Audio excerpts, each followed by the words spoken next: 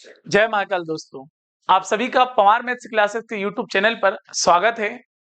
आज हम जो बात करने वाले हैं, हमारे जो पटवारी की सीरीज चल रही है पुराने प्रश्न पत्रों की, उसमें 16 दिसंबर की जो हमारी सेकंड शिफ्ट है उसके ऊपर हम चर्चा करेंगे। लेकिन उसके पहले दो लाइनें। 1 मिनट की सफलता वर्षों की असफलता की कीमत चुका देती है। यानी कि जिस दिन आपको सफलता मिलेगी जीवन में, उस दिन आपके जीवन में कितना अंधकार रहा, आपने कितनी असफलताओं को देखा, उसके बारे में बिल्कुल बात नहीं होगी। उस दिन सिर्फ और सिर्फ जो बात होगी वो सफलता के बारे में बात होगी। और जो लोग मेहनत नहीं करते हैं वो आपको बहुत आसानी से ये बोल देंगे कि इसके तो किस्मत ही बहुत शानदार थे। लेकिन मैं बता दूं कि भाई किस्मत विस्मत अपनी जगह होते हैं, लेकिन जो व्यक्ति मेहनत करता है जीवन में उसको सफलता जरूर मिलती है। तो आइए हम शुरू करते हैं। पहला क्वेश्चन है हमारा, यदि 1, 2, 3, 4 और 9 प्रत्येक अंक लघुत्तम संभावित सम 5 अंक की संख्या के निर्माण के लिए एक बार प्रयुक्त किए जाते हैं तो दशक स्थान में क्या अंक होगा। दशक मतलब इकाई यानी कि दहाई का अंक। दशक मतलब कि जो 10 के उसमें आए, 10 मतलब क्या, दहाई का अंक। तो हमें बताना है किन 5 अंकों को सम्मिलित रूप से लिखना है और ऐसी छोटी से छोटी संख्या का निर्माण करना है जो संख्या कैसी हो, सम हो, और इसमें बताना है कि भाई हमारा दहाई का अंक क्या होगा।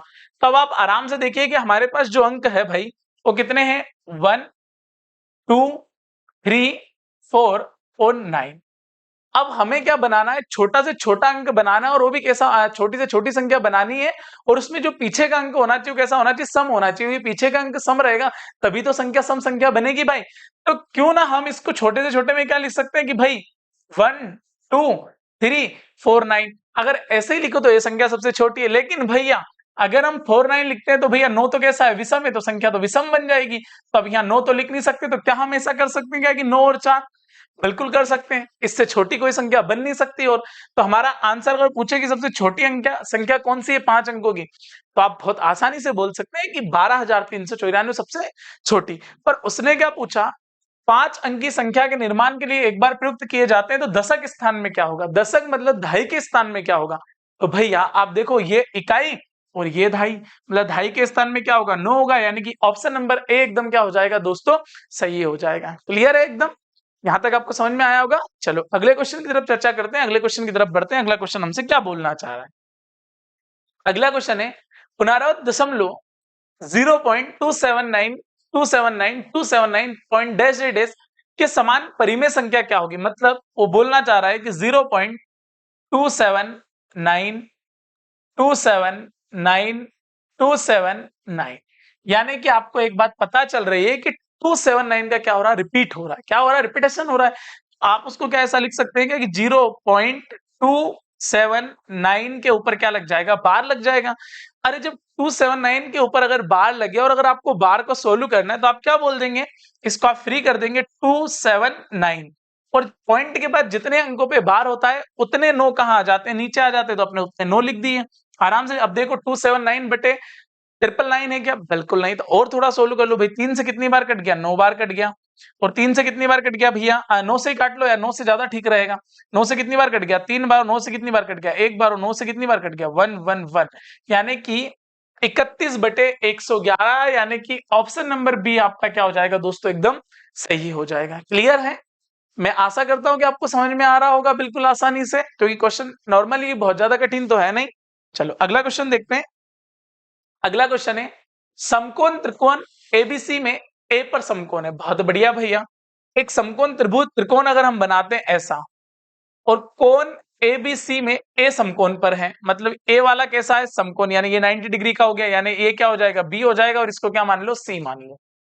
कोण बी बराबर 40 डिग्री है। देखो भाई, अगर कोण बी हमको दे रखा, उसने कितना दे रखा, 40 डिग्री, तो क्या ये आराम से समकोण है, मतलब ये तो 90 डिग्री हो सकता है। और अगर ये कोण सी पूछ लेता तो आप आराम से बोल सकते हैं कोण सी कितने डिग्री का हो जाएगा, 50 डिग्री का। अगर ये कोण सी पूछे हमसे तो हम बता सकते हैं कि कोण सी कितने का रहेगा, 50 का। लेकिन उसने बोला है यदि कर्ण बीसी का मध्य बिंदु एम है। देखो भाई, कर्ण बीसी यानी कि कर्ण आपका ये है बी, और सी का मध्य बिंदु कौन है, एम है। मतलब ये मध्य बिंदु रहा और ये क्या हो गया, उसका एम हो गया। तो उसने पूछा है तो कौन ए एम सी का मान क्या होगा। अब ए एम सी का मान पूछा, मतलब ये वाला हमसे उसने पूछ लिया है कि ये वाला कौन क्या होगा।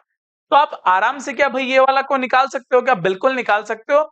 ये वाला कौन इस वाले कौन का हमेशा कैसा होता है, 2 गुना होता है। तो 40 का 2 गुना कितना हो जाएगा, 80 डिग्री हो जाएगा, यानी कि कोण एम का मान जो हमारे पास आएगा वो कितना आएगा 80 डिग्री, यानी कि ऑप्शन नंबर बी हमारा एकदम क्या होगा दोस्तों सही होगा। क्लियर है?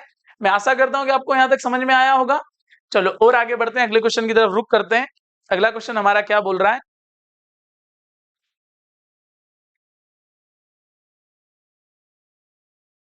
अगला क्वेश्चन है दोस्तों, 4x square plus 3x plus 1 minus कोष्टक के अंदर 2x square plus 5x minus 2 equal to क्या, क्वेश्चन मार्क। इसको सोल्व करें आप, तो आप आराम से देखें भैया, इसको मैं पहले लिख लेता हूं एक बार। यानी कि क्या आ जाएगा, ये आ जाएगा 4x स्क्वायर और प्लस में क्या आ जाएगा 3x और प्लस में 1 माइनस कोष्टक के अंदर क्या आ जाएगा 2x स्क्वायर और प्लस 5x माइनस 2, और यहां हमें ज्ञात करना है तो यहां हम क्या लिख लेते हैं, क्वेश्चन मार्क लिख लेते हैं। अब आप आराम से देखो कि इस कोष्टक को थोड़ा सा हम क्या कर लेते हैं, सोल्व कर लेते हैं। ये कोष्टक तो बिल्कुल बाहर है, यानी इसको मैं लिख दूं 4x स्क्वायर और प्लस में लिख देता हूं 3x और प्लस में 1। अब इस पूरे कोष्टक में माइनस का गुना होगा, तो जितने जितने क्या रहेंगे, ऋणात्मक रहेंगे वो धनात्मक हो जाएंगे, जो धनात्मक रहेंगे वो क्या हो जाएंगे, ऋणात्मक।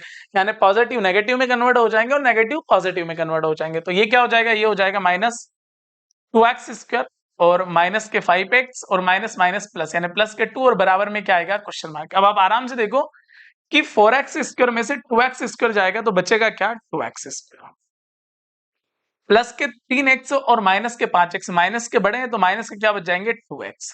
अब 1 और 2 कितने हो गए 3, यानी कि हमारा जो आंसर आ जाएगा वो क्या आ जाएगा 2x square minus 2x plus में कितने आ जाएंगे 3, यानी कि हमारा जो ऑप्शन नंबर बनेगा वो पहला वाला एकदम क्या बन जाएगा दोस्तों, सही बन जाएगा। यानी कि आप ऑप्शन नंबर ए लगाएंगे जो कि आपका क्या रहेगा, आंसर रहेगा। क्लियर है? चलो और आगे बढ़ते हैं, अगले क्वेश्चन की तरफ हम चर्चा करते हैं। औसत निकालिए भाई, ये जन्म जन्म 7 जन्म तक के क्वेश्चन आते हैं छोटा पटवारी वालों के लिए, पर इस बार इतना सरल नहीं आएगा, ऐसी मैं आशा करता हूँ।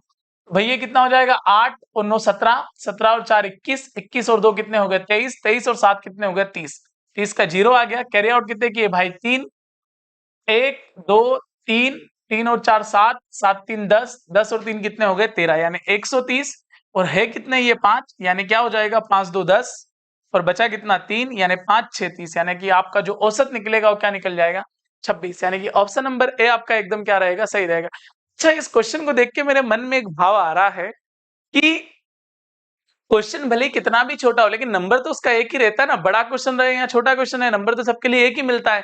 तो कोशिश करें कि जो क्वेश्चन छोटा रहे वो जीवन में कभी गलत ना हो, अगर वो भी गलत हो गया तो फिर मुद्दा बहुत गलत हो जाता हमारे साथ कि अरे यार ये क्या हो गया। तो जो क्वेश्चन हमें ध्यान रहे उसको आप सावधानी पूर्वक करें तो आपके लिए चीजें एकदम क्या हो जाएगी, आसान हो जाएगी। चलो अगले क्वेश्चन की तरफ बढ़ते हैं। अगला क्वेश्चन क्या है, अगला क्वेश्चन है, निम्न में से कौन एन पक्षी समबाहुभुजों का बाह्य कोण नहीं हो सकता। तो किसी भी समबाहुभुज के बाह्य कोणों का योग जो होता है वो कितना होता है, 360 डिग्री होता है। अब अगर वो 360 डिग्री हो रहा है भैया तो कौन नहीं हो सकता, तो देख लो भैया कि 360 किससे डिवाइड नहीं हो रहा है, 10 से डिवाइड, बिल्कुल 10 से कितनी बार हो रहा है भाई, हो रहा है 18 2 36 भी हो रहा है, 36 से भी हो रहा है, तो एकमात्र 50 ही ऐसा है कि जिससे वो डिवाइड नहीं हो रहा है, यानी कि फिर उसके निम्न में से कौन इन समबाहुभुज का भाई कौन नहीं हो सकता। तो ऑप्शन नंबर डी आपका एकदम क्या हो जाएगा दोस्तों, सही हो जाएगा कि ये कभी भी नहीं होगा। मतलब आपको ऐसी संख्या देखनी थी कि जो 360 को डिवाइड ना कर पाए, तो 360 को कौन डिवाइड नहीं कर पा रहा, 50 डिवाइड नहीं कर पा रहा है, इसलिए उसका कौन नहीं हो सकता, कौन नहीं हो सकता 50 डिग्री वाला कौन उसका बिल्कुल भी नहीं हो सकता है। क्लियर, यानी ऑप्शन नंबर डी लगाएंगे और हम लोग आगे बढ़ जाएंगे। अगला क्वेश्चन है, x बराबर 2 पर 5x स्क्वायर माइनस 7 का मान ज्ञात करें। अब आप आराम से देखो कि भाई x का मान उसने दे रखा है, कितना दे रखा है 2 दे रखा है, तो उसने पूछा है कि 5x स्क्वायर माइनस के 7। अब x का मान अगर 2 है तो ये 5 और x का मान 2, तो इसका हम क्या कर देंगे, वर्ग कर देंगे, और माइनस के क्या आ गया 7। अब 2 का वर्ग कितना होता है बच्चों, 4 होता है, यानी कि 5 इंटू 4 और माइनस के 7। तो देखो भाई 5 4 कितने हो गए 20 और 20 माइनस 7, यानी कि जो आपका आंसर बनेगा वो क्या बन जाएगा 13, यानी कि ऑप्शन नंबर ए आपका एकदम क्या हो जाएगा दोस्तों, सही हो जाएगा। किसी भी क्वेश्चन को देख के घबराना नहीं, अगर आप उसे बहुत आसानी से सॉल्व करेंगे तो सॉल्व हो जाएगा, है ना भाई। बस आपको धीरे धीरे धीरे आगे बढ़ना, लेकिन धीरे आगे बढ़ना, लेकिन हाथों की स्पीड आपकी बहुत तेज होना चाहिए। उससे क्या होता है कि भाई आपका टाइमिंग बचेगा, और टाइमिंग अगर बचेगा तो चीजें आसान हो जाएगी। पहले 2 घंटे में 100 होते थे, अब 2 घंटे में 120 है। 120 मिनट में कितने, 2 घंटे में 200 क्वेश्चन, यानी 120 मिनट में 200 क्वेश्चन है। तो टाइमिंग तो आपका क्या होना चाहिए, एकदम फास्ट ही होना चाहिए। अगर टाइमिंग फास्ट नहीं रहेगा तो प्रॉब्लम क्रिएट हो जाएगा, फिर लास्ट में बाहर आके बोलोगे अरे यार दोस्त से टाइम कम पड़ गया, तो भाई किसी ने मना तो किया नहीं था स्पीड को तेज करने का, तो स्पीड को हमेशा आप तेज ही रखें, तो इससे आपको आसानी होगी, आपके क्वेश्चन जल्दी सोल्व होंगे और चीजें क्या होगी, एकदम आसान होती चली जाएगी। तो आंसर लगाएंगे 13, यानी कि ऑप्शन नंबर ए हमारा एकदम क्या हो जाएगा दोस्तों, सही हो जाएगा। चलो आगे बढ़ते हैं अगले क्वेश्चन की तरफ। यदि एक समचतुर्भुज का परिमाप 68 सेंटीमीटर, बहुत बढ़िया। सबसे पहले तो देखो भाई कि एक समचतुर्भुज यानी जिसकी चारों भुजाएं आपस में क्या हो, बराबर हो, क्या कहलाता है, समचतुर्भुज कहलाता है। इसका परिमाप कितना दे रखा है, 68 दे रखा है। अब इसका परिमाप अगर 68 देगा तो ये भुजा ए, ये भी ए, क्योंकि चारों भुजाएं आपस में क्या, ओ पहले ही तो बोल रहा सम, सम मतलब कैसी, बराबर, चतुर्भुज मतलब चार भुजाएं, उसका परिमाप कितना 68, तो परिमाप कितना होता है 4 है, बराबर में क्या भाई 68। तो देखो 4 से कितनी बार कट गया, 17 बार, यानी ए का मान कितना आ गया 17। जब ए का मान 17 आ गया यानी एक भुजा कितनी हो गई 17। अब उसने पूछा है कि समचतुर्भुज का क्षेत्रफल क्या होगा, तब आप आराम से देखिए कि जो क्षेत्रफल होता है ना दोस्तों, वो क्या होता है, वो होता है 1/2 d1 इंटू d2। अब आपने को d1 और d2 के मान चाहिए, तो d1 और d2 के मान हम अगर कुछ दे रखे हैं तो ठीक है, नहीं दे रखे तो हम कोशिश करेंगे उससे निकाल ले, क्योंकि मैथ्स में ध्यान रखना कि मैथ्स में एक चीज बहुत अच्छी है, एलएचएस बराबर क्या होता है, आरएचएस होता है। अगर एलएचएस दिया है तो आरएचएस पूछेगा, और आरएचएस दिया है तो एलएचएस पूछेगा, यानी कि कुछ देगा उसके बाद ही कुछ पूछेगा। ऐसी कंडीशन कभी नहीं हुई कि हवा में डायरेक्ट तीर मार दिए हो। तब आप आराम से देखो, बंदा बोल रहा है कि एक विकर्ण 30 सेंटीमीटर। अब आप आराम से देखो, मैं मान लूं कि एक विकर्ण कितना है 30। अब एक विकर्ण अगर 30 है तो ये कितना होगा 15, और ये भी कितना हो जाएगा 15। अब पाइथागोरस प्रमेय लगा सकते हैं, बिल्कुल लगा सकते हैं भाई। तो ये क्या हो जाएगा, 17 का वर्ग 289, 15 का वर्ग 225, 289 में से 225 गए तो बचे कितने 64, यानी 64 का मतलब क्या हो जाएगा 8, यानी ये वाली जो भुजा आएगी वो कितनी आ जाएगी 8, और ये भी कितनी आ जाएगी 8। तो अगर एक विकर्ण हमें d1 कितना दे रखा है, d1 हमें 30 दे रखा है, तो d2 जो होगा वो अपने आप कितना हो जाएगा 8 और 8 16 हो जाएगा। क्लियर है दोस्तों, जब ये 8 और 8 16 हो जाएगा तो आप आराम से देखो 1/2, d1 का मान कितना दे रखा है 30, और d2 का मान कितना दे रखा है 16। तो देखो भाई 2 से कितनी बार कट गया 8 बार, और 8 3 कितने आ गए 224, हाँ 240, यानी कि ऑप्शन नंबर डी आपका एकदम क्या हो जाएगा दोस्तों, सही हो जाएगा। क्लियर है, बस आपको ध्यान रखना है कि भाई समचतुर्भुज का क्षेत्रफल कितना होता है, वो कितना होता है 1/2 d1 इंटू d2 होता है। ए हमने निकाल ही लिया परिमाप से, एक विकर्ण दे रखा था, दूसरा जो विकर्ण था हमने पाइथागोरस प्रमेय लगा दिया। पाइथागोरस प्रमेय क्या होता है भाई, वो होता है कर्ण का वर्ग बराबर आधार का वर्ग प्लस लंब का वर्ग। इससे आप एक और विकर्ण निकाल लेंगे तो विकर्ण आधा आएगा, अगर आधा 8 आ गया तो पूरा का पूरा कितना आ जाएगा भाई 16 आ जाएगा। तो 1/2 d1 इंटू d2 कर देंगे, यानी 30 इंटू 16, 2 से कट जाएगा 8 बार, और 8 3 कितना आ जाएगा 24, यानी 240, यानी उसका क्षेत्रफल कितना होगा 240, यानी ऑप्शन नंबर डी हमारा एकदम क्या होगा, सही होगा। आगे बढ़ते हैं, दिए गए अनुक्रम में अगली संख्या क्या होगी, मतलब एक सीरीज का क्वेश्चन ने दे दिया है यहाँ पर, तो आप इसको आसानी से कर सकते हैं। जैसे कि उसने बोला, अच्छा यही देख लेते हैं, चलो लिख लेते हैं यार, है ना, ज्यादा जल्दी हो जाएगा अन्यथा। 15, 55, 24, 68, 33, 81, 42 और 94।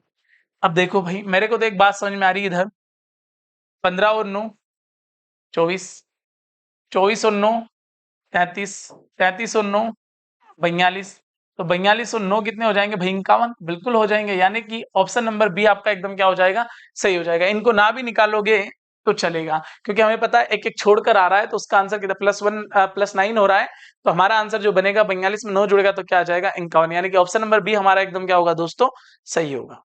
चलो आगे बढ़ते हैं, 3 कमरों में विद्यार्थियों की संख्या 138 है, यानी कि कुल विद्यार्थी अगर हमें वहां बात कर रहा हो देने की, तो कुल जो हमारे विद्यार्थी हो गए हैं, कुल विद्यार्थी हमारे कितने भैया 132 है। क्लियर है, सॉरी 138 है कुल विद्यार्थी हमारे, तो 138 हो गया। अब आगे बंदा बोल रहा हमसे, 1 और 2 कमरे में विद्यार्थियों की संख्या का अनुपात 3:4 है, यानी कमरा नंबर फर्स्ट और कमरा नंबर सेकंड विद्यार्थियों का अनुपात कैसा है 3:4। 2 और 3 में कमरे में विद्यार्थियों का अनुपात कैसा 7:5। तो अब आप आराम से लिखो, यहां भी इसको लिखो, और 2 का एक बार और वैल्यू दे रखा है कितना 7 और, अब आप आराम से देखो कि ये कितना हो गया 7 3 21, 7 4 28 और 5 4 कितना हो गया 20। अगर आप इनको जोड़ेंगे तो कितना हो जाएगा 2 4 6 60 68 और 69, यानी कि 69 बराबर कितना हो गया 138, यानी 69 से जो कटेगा कितनी बार 2 बार कट जाएगा। जब ये 2 बार कट गया तो उसने पूछा कि प्रथम कमरे में विद्यार्थियों की संख्या कितनी है, तो प्रथम कमरे में कितनी हो जाएगी 21 2 42, यानी कि ऑप्शन नंबर सी आपका एकदम क्या हो जाएगा, सही हो जाएगा। अब आपसे वो ये भी पूछ सकता है कि सेकंड नंबर के कमरे में कितने विद्यार्थी है, थर्ड नंबर के कमरे में कितने विद्यार्थी है, दोनों को मिलाकर पूछ सकता है, तीनों का तो दिया, अंतर पूछ सकता है, योग पूछ सकता है, और इसके अलावा और कोई पूछने के लिए उसके पास डाटा नहीं बचता है। क्लियर? तो आंसर हो गया आपका 42। आगे बढ़ते हैं अगले क्वेश्चन की तरफ। अगला क्वेश्चन है, अनु और वीनू साथ मिलकर एक कार्य को 5 दिन में पूर्ण कर सकते हैं। अनु अकेली उस कार्य को 10 दिन में कर सकती है, वीनू अकेली कितने दिनों में कार्य को पूर्ण कर। क्या क्वेश्चन आया भैया, है ना? ऐसे ऐसे क्वेश्चन भी पटवारी में दिए उन्होंने। अनु और वीनू किसी काम को कितने दिन में कर सकती है, 5 दिन में, और अनु अकेली उस काम को कितने दिन में करती है, 10 दिन में। तो आप आराम से देखो, इन दोनों का एलसीएम ले सकते हैं आप। 5 और 10 का एलसीएम कितना आ गया, 10। 5 से कट गया 2 बार, 10 से कट गया 1 बार। अगर a प्लस v में से a जाएगा तो क्या आएगा, v आएगा, यानी 2 में से 1 गया तो क्या आया, 1, यानी आंसर कितना आ गया, 10। यानी a से a कट गया, यानी v बराबर कितना आ गया, 10। यानी वो कितने दिनों में काम को समाप्त करेगी, तो 10 दिनों में काम को क्या कर देगी दोस्तों, समाप्त कर देगी। क्लियर है? मैं आशा करता हूं कि यहां तक आपको समझ में आया होगा। चलो और इससे आगे बढ़ते हैं, अगले क्वेश्चन की तरफ रुख करते हैं। अगला क्वेश्चन है, कुमार ने एक मेले में निशानेबाजी पर अपने कौशल को आजमाने की कोशिश की। उसने लक्ष्य को भेदना है, और यदि वहां लक्ष्य भेदता है तो उसे 1 रुपये प्राप्त होता है, यदि वहां चूक जाता है तो उसे 50 पैसे देने होंगे। उसने 25 निशाने साधे और 10 रुपये जीते। उसने कितने लक्ष्यों को निशाना बनाया? अब आप आराम से देखो भैया, कि अगर वो सही निशाना मारता है तो पैसा कितना मिलता है भाई, 1। और अगर वो गलत निशाना मारता है तो पैसे कितने जाते हैं, पॉइंट के 5। बंदा बोल रहा है कि 25 निशाने साधे और 10 रुपए जीते। तो मैं तो ये बोल रहा हूं भैया, कि मान लो कि उसने 25 के 25 ही निशाने क्या कर दिए होंगे, एकदम सही कर दिए होंगे। 25 के 25 ही निशाने अगर उसने सही कर दिए, तो रुपए उसको कितने मिलने चाहिए थे, 25 रुपए मिलने चाहिए थे। और मिले सिर्फ कितने, 10 रुपए। अब अगर इस 25 में से 10 रुपए उसे मिल गए, तो मतलब उसने गवाए कितने, 15 रुपए गवाए। अब ये 15 रुपए किस कारण से गवाए होंगे? इसने 15 रुपए इस कारण से गवाए होंगे क्योंकि सही तो किया नहीं, तो फिर गलत किया होगा। एक आया नहीं और आधा चला गया, यानी कि हमारे जो पैसे गए वो कितने गए, 1.5 गए। तो अब आप आराम से देखो भैया, कि अगर मैं यहाँ 1.5 का भाग दूंगा तो वाकई गए कितने, 10। तो उसने क्या पूछा है, जरा इस पे ध्यान देना है। तो उसने कितने लक्ष्यों को निशाना बनाया।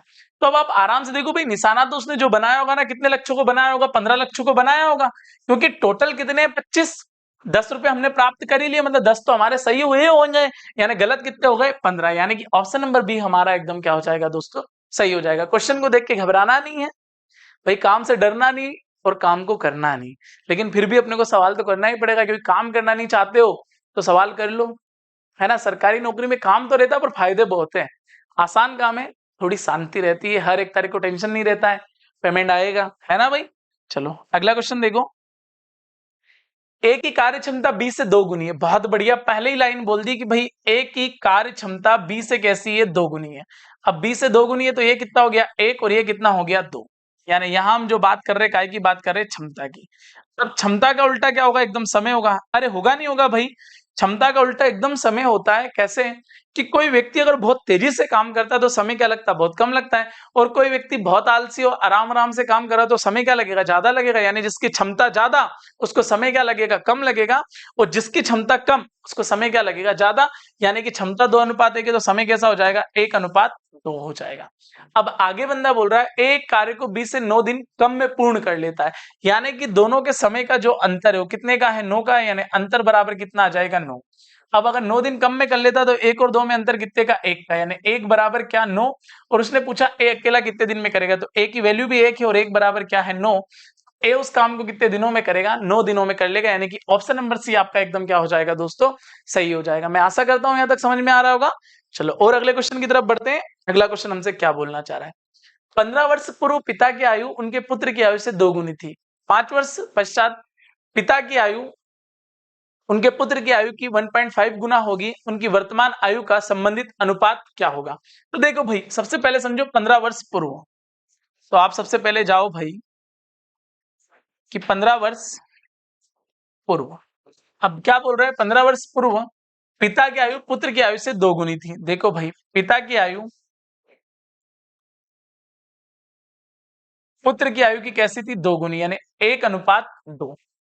5 वर्ष पश्चात, यहां क्या बोल रहा है भाई, एक बार और बोल रहा है, यानी कि 5 वर्ष पश्चात 5 वर्ष पश्चात उनके पुत्र की आयु की 1.5 गुनी हो जाएगी। अब 1.5 गुनी का मतलब क्या, आप इसको 2 कर लीजिएगा और इसको आप क्या कर दीजिएगा, 3 कर दीजिएगा। तो 2 का 1.5 गुना कितना हो जाता है, 3 हो जाता है। क्लियर।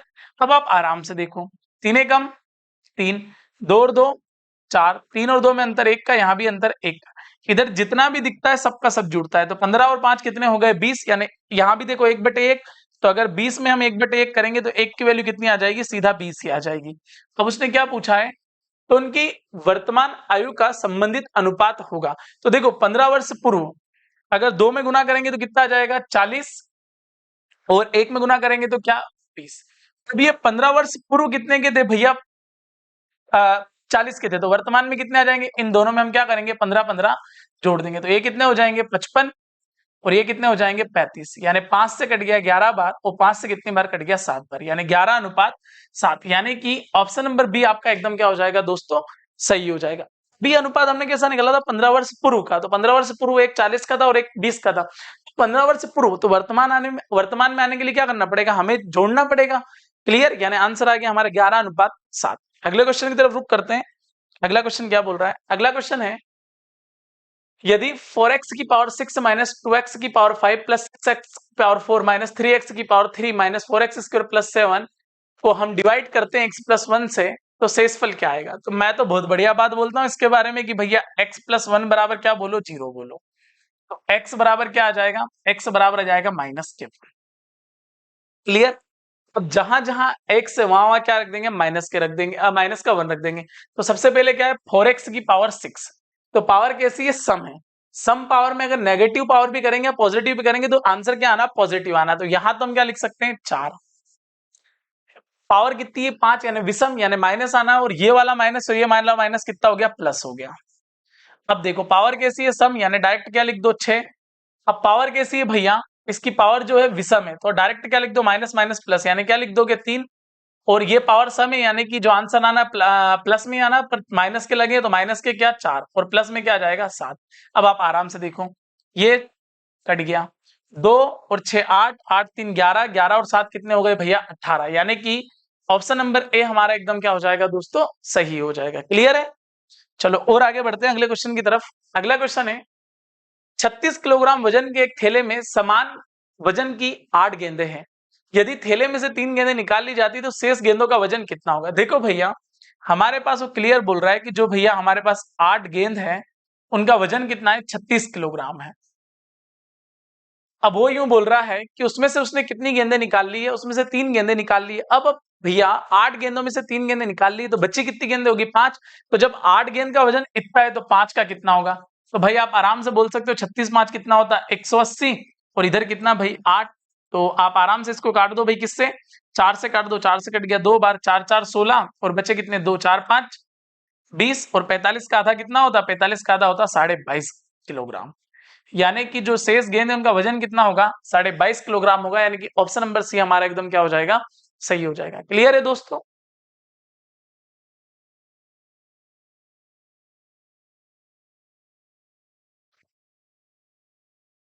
अगले क्वेश्चन की तरफ बढ़ते हैं। अगला क्वेश्चन क्या है, यदि गोले के आयतन का संख्यात्मक मान उसके पृष्ठीय क्षेत्रफल के बराबर हो। अब देखो भाई जो गोले का आयतन क्या होता है, वो होता है 4/3 और पाई आर क्यूब, उसके पृष्ठीय क्षेत्रफल, तो पृष्ठीय क्षेत्रफल क्या होता है, वो होता है भैया 4 पाई आर स्क्वायर का संख्यात्मक मान बराबर है तो उसकी त्रिज्या क्या होगी। तो अब आराम से देखो, 4 से 4 गया, पाई से पाई गया, ये 3 है और वो 2 है तो ये गया, यानी आर बराबर कितना आ जाएगा, 3 आ जाएगा। यानी कि आपका ऑप्शन नंबर बी एकदम क्या हो जाएगा, सही। अब भाई यहाँ तो फार्मूला याद रहना चाहिए आपको, अगर फार्मूला याद रहेगा तो बन जाएगा, और अगर आपको फार्मूला नहीं है तो थोड़ी सी प्रॉब्लम हो सकती है, इसलिए आप फार्मूले को बहुत अच्छे से याद करें। और पटवारी के काम में इन्हीं की तो जरूरत पड़ती है। खेत आ जाएगा है ना, ये वर्गाकार आ गया, कभी ये खेत ऐसा आ जाएगा टेढ़ा, इसको सही करो भाई, तो कैसे सही करोगे आप, अपने को कार्यक्रम सेट हो अगर 2D 3D का तो सेट हो जाएगा, नहीं तो बहुत प्रॉब्लम आएगा। इसलिए इस चैप्टर को आप बेहतर तरीके से करें। इसके लिए हम एक स्पेशल वीडियो भी लाने वाले हैं आप लोगों के लिए 2-3 घंटे का, जिसमें कि हम पूरा 2D और 3D दोनों के 3-3 घंटे के हमारे पार्ट रहेंगे, तो आपका 2D और 3D एकदम बेस्ट हो जाएगा। चलो आगे बढ़ते हैं अगले क्वेश्चन के लिए। अगला क्वेश्चन है संख्या 7386038 निम्न द्वारा विभाज्य। ये ऐसे प्रकार के क्वेश्चन हैं कि सबसे ज्यादा टाइमिंग अगर जाता है तो इन्हीं क्वेश्चनों में जाता है। इसलिए ऐसे क्वेश्चनों को आप या तो कोशिश करें कि लास्ट में करें और सावधानी पूर्वक करें, क्योंकि ये सवाल छोटे हैं, पर बोलते हैं ना छोटा बड़ा खोटा होता है, बहुत दिक्कत देता है। ऐसा लगभग छोटा रहा कि इतना सा क्वेश्चन आया, लेकिन जब आप उसको सोल्व करेंगे तो आपको लगभग लगभग 4 बार सोल्व करना पड़ेगा, तब जाके कहीं आंसर फिट हो पाएगा। जैसे उसने बोला कि संख्या 7386038 निम्न द्वारा विभाज्य है, मतलब ऐसी कौन सी संख्या जिसके द्वारा विभाज्य है। तो सबसे पहले देखना है कि 3 का नियम। तो 3 का नियम क्या बोलता है? 3 का नियम बोलता है कि जिस संख्या के अंकों का योग अगर 3 से डिवाइड हो जाए तो संख्या 3 से पूर्णतः डिवाइड होती है। जैसे 7 और 3 10, 10 और 8 18, 18 और 6 24, 24 और 3 कितने हो गए? 27, 27 और 8 कितने होते हैं? 35। क्या 3 से डिवाइड है? बिल्कुल नहीं है, मतलब 3 तो जाने के लिए तैयार हो गया। अब हमें 4 का नियम पता होना चाहिए। 4 का नियम हमको यूं बोलता है कि पीछे के 2 अंक या तो 2 जीरो होना चाहिए, या पीछे के 2 अंक 4 से क्या होता है? पूर्णतः डिवाइड होना चाहिए। तो देखो 38 4 से डिवाइड है क्या? बिल्कुल नहीं है। अगर 36 और 40 होता तो डिवाइड होता, मतलब ये वाला आंसर भी हमारा क्या हो गया? गलत हो गया। अब नो का नियम वही नियम होता है जो काय का नियम होता है? 3 का होता है, यानी अंकों का योग। तो जब 3 का नहीं था तो नो का भी बिल्कुल नहीं होगा। होगा क्या?